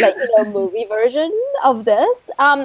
I just don't feel like it's not earned, and they all feel tried to her. They all feel kind of dumb. Like Ben Affleck always looked dumb to me, and then he put that cowl on. He still looks dumb. I feel like all the DC movies are so dramatic too. Oh yeah. I'm just like, there's that too. Sometimes, guys. Like, well, I mean, and look at if you read any DC Rebirth, it's very colorful and fun. And while I do think that's in contrast to 52, because I feel like New 52 is a little bit darker overall. I don't know if everybody agrees with me with that, but I felt like overall the comics felt a little darker, more dramatic. So I don't know if they're just going off of that, but I think they're missing the point of what's so. To me, what makes superhero comics so good is their character growth and their personal stories. It's not all the action and everything. It's great. I like it in there, but DC, there's just a disconnect, and they just think they know what superhero stories are, but they obviously don't read any of the comics. Or maybe just an all reaction to Marvel, and because Wonder Woman wasn't a reaction, now Captain Marvel is a reaction to Wonder Woman, so who knows how that's gonna be. But everything else has always been a reaction to things.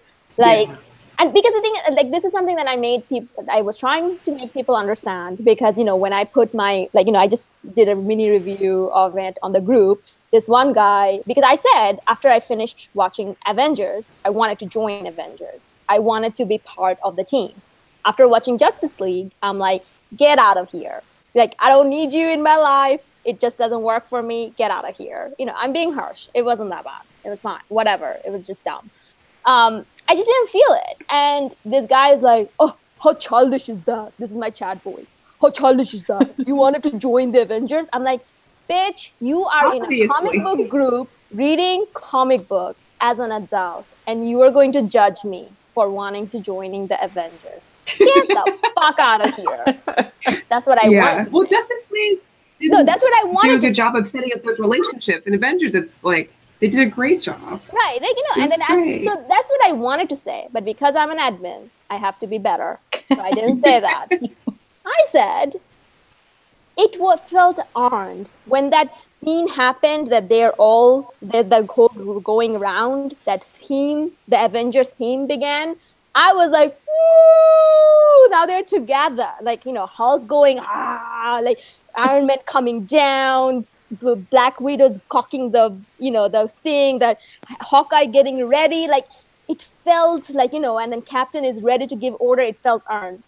There was no moment like that in Justice League.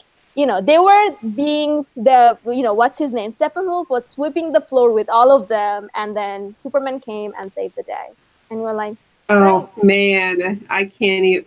And then oh my god, this movie though. If I could throw up, after that whole Amy Adams thing. Oh, there were two policemen standing there who now knows Clark Kent is Superman.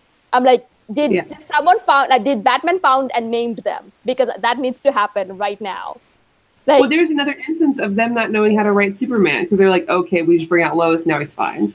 But otherwise, and Batman fixed it. Like, he knew about it. Why? He was ready to kill. And then the thing is, like, Batman versus Superman, he did say that, there's 1% chance that, he can come back and he can be an evil. And then this one is a 1% chance he can be. I'm like, so which 1%? Pick a percent. You can't do both. Sorry, this is becoming rant about Justice League. Sorry about that. But I do recommend, if you don't watch any of the DC animated films, oh my God, those are amazing. They're such a nice break from all of that because that, at least we have those because they're so faithful to the characters in the story. It's all in the same universe, and I'm always very pleasantly surprised every time I watch one. I'm always very happy. Red Hood and the Outlaw. I'm sorry, not Red Hood and the Outlaw. Under the Red Hood. Yeah. Oh my God, that really I cry every time I see it, and I saw it like 10 times now. But anyway, so yeah, sorry, Kristen, do you have anything to say? I haven't seen Justice League, so that's what I have to say. Say that again. I haven't seen Justice League, so I'm sitting here like I don't know any of this. What's the point? Wonder Woman either, right? That's true. Say that again. Okay, she hasn't seen Wonder Woman. What? Yeah, you know that. You found that out before. Oh, yeah, I found it out. Here's my recommendation. Reaction. Just watch Wonder Woman.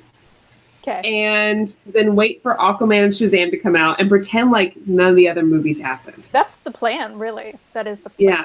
Definitely do not watch Suicide Squad. Do not. I keep forgetting that existed for a good reason. Yeah, for a good reason. The thing is, can you imagine, like, Guardians of the Galaxy could easily be as bad as Suicide Squad, but it's not. So that's what my question is. It's hard to imagine. Yeah. That's what my question is. Why is that not bad, but this is? Like, what's the disconnect? Or is it, like, the way we're looking at it, the way we're fangirling over things? I don't know. I mean, that's got to be, like, the script, like, every actor, like, every part of it. Oh, my God. That was so gross. Everything about that movie was gross. I felt gross after watching. Thank God. My friend dragged me to see it in a dollar theater. Thank God it was $1. My friend was like, I'm so sorry. Here is $1 back. I'm like, I still keep that $1 because I took it. Because I'm like, yes, give me that $1. So I actually have that $1 in my purse. But that's anyway, great. Yeah, but okay. So we talked like... we completely derailed it, but that's fine. If you're watching the show, that's what happens. Yeah, but it's a part of the discussion, though. Like, why we love one thing, but the same concept doesn't work in the other one. Like, is it like us or just the thing? But if you're talking like Guardians versus Suicide Squad, I mean, there's so much more heart in Guardians. Like, you give. But there could be heart in Suicide Squad, though. That's the thing. It's hard to imagine that, though, isn't it?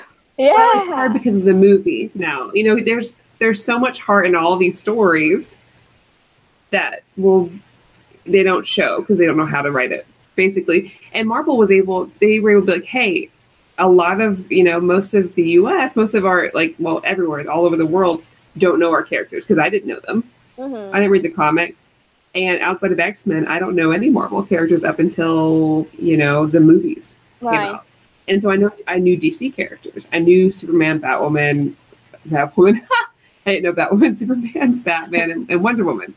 And they were like, we're just going to make some good movies. And here they are. And you may not know these characters. And maybe they benefited because they didn't have to worry about fitting that assumption. Mm-hmm. And our, people who write DC were like, well, we got to make sure it's like this. The 2 top books on Google that they read. Mm-hmm. I don't know. And maybe I think that's probably part of it. Like, a lot of it, they're just like, we need to make sure that we are sticking to the assumptions about these characters that have been made for the past 50 years, which is ridiculous. Read the effing comics, please. Read your source material. Anyone, if you're going to make a movie about a thing that's already been made, maybe read your source material. Again, read it again. Yeah. Dragon Ball Evolution, great example. Avatar, great example. Oh, The Last Airbender, I mean. Great example. Like, all of these things, what the problem is? The creators didn't read the source material. If they had read it, You can literally, frame for frame, copy from a comic book and make it a movie, and I would love it. You don't even have to do any work. But the thing is, though, it's like even I think Marvel did both things correct. Like not only the good thing was that they didn't have to worry because most of the people didn't know about it. But today, I'm going back to despite my depressive episode of Winter Soldier, because I've seen Winter Soldier, when it first came out, then a couple more times, and then I saw clips. But today, for the first time, I saw the whole movie again. And I have read Brubaker's Captain America run. And having read that and going back and seeing it, I was seeing everything brand new. Like, I could see so much, especially Brubaker's Captain America and Hickman's Secret Warriors, because the whole idea of Hydra taking over S.H.I.E.L.D. comes from that. Having read both and then going back to it, I could see how much inspiration they took from it.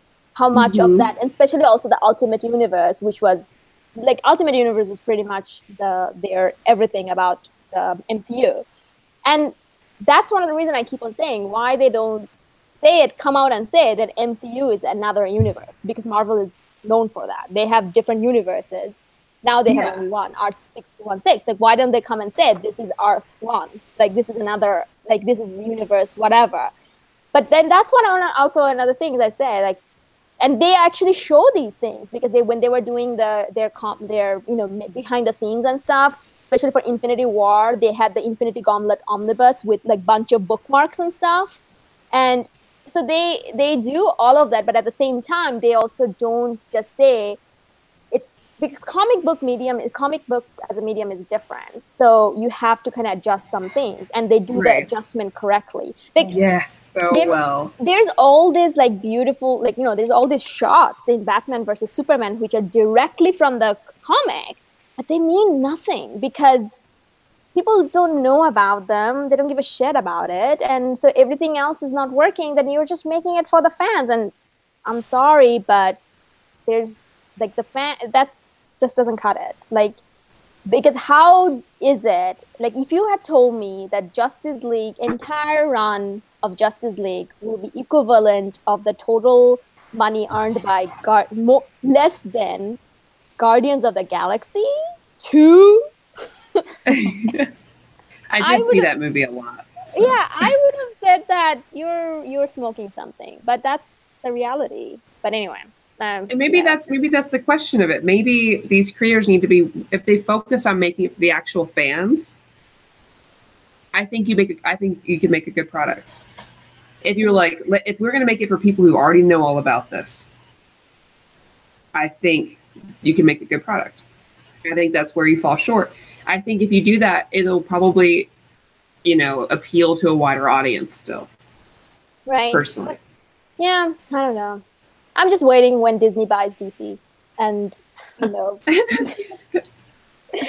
happen. That's gonna happen either in our lifetime or in our children's lifetime. And then all the crossovers we want to see will happen. It'll be amazing. Right. Then all your entertainment will come from Disney, and you go to Amazon to buy all the stuff if you want to get physically, or if you want to, that's the future. And we're all slaves to the machine. Yeah, exactly. Yeah. That's exactly what it is. So, any closing remarks? I don't know where I started with the topic, but I think we had a good discussion out of it. You guys get to see me cry about me not being, and then, and how long we lasted. I should keep track, how long I lasted before I mentioned Captain America, because that's a running thing. I think this is a record. This was a record. Yeah. So anything, Maddie's looking. Matt Higgins asked if anyone is watching Cloak and Dagger. I don't know if you guys watch. I watch comic book TV shows. I don't know if you guys do. I've never read Cloak and Dagger, but I watched the show and I really like it. Same with I've never read Runaways, but I've watched the show. I've never read Legion. I watched the show. I like all of those. Say that again. Are those both on Hulu? Yeah. So Cloak and Dagger is on Hulu. Yeah. Legion should still be on Hulu. Runaways is also on Hulu. So I watch all of them on there, and I was really pleasantly surprised by all of them. I'd super recommend them. I mean, and I don't know if it's everybody's cup of tea. I like Cloak and Dagger a lot, but I'm not sure that's how they are in the comics. From my brief interaction with them, I'm not sure. Legion is amazing. And I don't know if I'd like it as a comic, but the show Legion, it's a Marvel, like X-Men universe. Right. Awesome. So awesome. Also, Audrey Plaza's in it, and I love her. Oh, I need to check it out. You sold me with her. Yeah. Well, I want to watch Legion because Dan Stevens on it. Yes, please. Well, Yeah, it's such a good show, honestly. Yeah, surprisingly, I didn't like him in Downton Abbey. I never watched, I think I watched like a couple of episodes of Downton Abbey. Yeah. I didn't care for it, and he was kind of chubby, and I'm like, but then he became hot, especially in The Guest. Oh my God. I'm like, who are you, sweetheart? Then watch Legion. I mean, no, my heart still belongs to Krista, so don't call me out. We're all worried. Yeah, but I want to watch Runaways for James Marsters, so. Right. Also, by the way, someone actually asked whether we are interested in interviewing creators and stuff. We are always open, and we already interviewed Frank Goggle, and there's a couple more interesting ones coming up later in October. So we're just waiting to, and yeah, so we are always open. So depending on who's available and stuff, we will have some interesting guests coming up. And everybody, we have our show next week. It'll be on Sunday. Oh, right. Regular time. We're doing a show basically on, not really intro to comics, but what comics we would recommend people if they wanted to get into comics. And we also have a special co-host. Right. Her name is Mickey, and she runs a blog called Nerdily, and she's into comics and cosplay and nerdy crafts, and she's real cool. And she does a comic booking for beginners thing. I think you guys will like her. So four women talking in a show. Oh no, never happened before. God. Yeah, it's 8 pairs of boobs. We're not the important stuff. Yep. Yeah. So that's another thing we also look for. Quotable, t-shirtable quotes. So, that's something that we need to keep an eye on as well. But so Kristen, how about you sign us off with your pick of the week? What would you recommend people watching, reading, or any of that? Well, this week, if anybody has Hoopla, which many local libraries, it's a digital service, you can get digital comics on. You get a certain amount every month, and I have been all over Hoopla this week, catching up to Giant Days, which is not my pick of the week, although it's great. But Fence, which I talked about 2 episodes ago, I'm caught up to the current comics. Boom has a deal with Hoopla where they put the current issues up. So yeah, it's very nice, very easy to catch up on really great stuff. But Fence has become my favorite this week. So I highly recommend it. It's about this boys' school where they're doing fencing in college, and that may sound silly, and it kind of is, but it's also really fun and just, put you in a good mood. So, Fence by Boom. Maddie, what's your pick of the week? My pick of the week, no one's surprised, but I've been missing my boy Roy. I don't care if I talk about Roy Harper, everyone. If we can talk about Chris Evans, about Roy Harper. All right, Red Hood and the Outlaws Annual number 2. So this is, it's in Red Hood and the Outlaws Rebirth. But basically, it's another little reunion between Red Hood and Arsenal. And I cried the entire time. The entire time, you guys. I just sobbed. It's beautiful. It was so nice to see them together again. So if you read Red Hood and the Outlaws New 52, did you not like it? I don't care. I loved it. Deal with it. Everybody watching at home, I think it's great. Roy Harper's the best. I really recommend it. Honestly, even if you don't read any of that stuff, because I can recognize my own bias in something.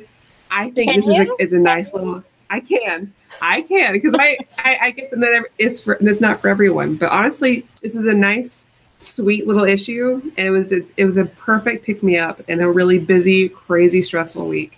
So check it out. Let me know if you like it. I'd love to talk to somebody about it, please. Well, I'm actually planning on reading it very soon. So.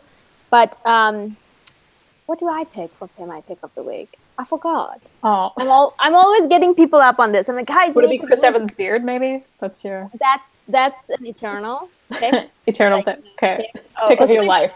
pick of my life. But that will, regarding that, happy Beards Day to all the audiences, like who are like facially, to September 1st, apparently, or it's like first Saturday. Apparently, it's International Beard Day. So it's also Ginger Cat Appreciation Day. So shout out to my cat Willow, one eye, no teeth. Oh, look at that! So yes, so definitely. But my pick of the day, pick of the week, I don't have it. I was hoping that it will be somewhere over here, but it's actually all the way over there.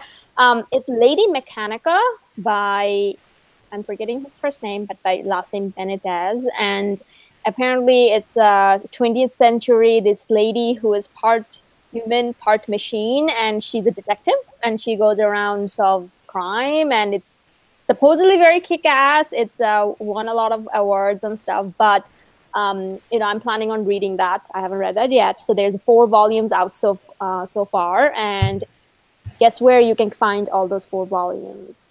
InStockTrades.com. And what happens in InStockTrades.com? You can get up to the best deals. The best deals. You can actually get up to 60% off right now. They're having a damage sale, so check that out. In the damaged books, I've heard that you can't even tell if they're damaged when you get it from In Stock Trade. So I know it varies, but I have heard that a lot too. I can order damaged. I always order damaged. There we go. Save some money. Be a money pincher. But can I get free shipping?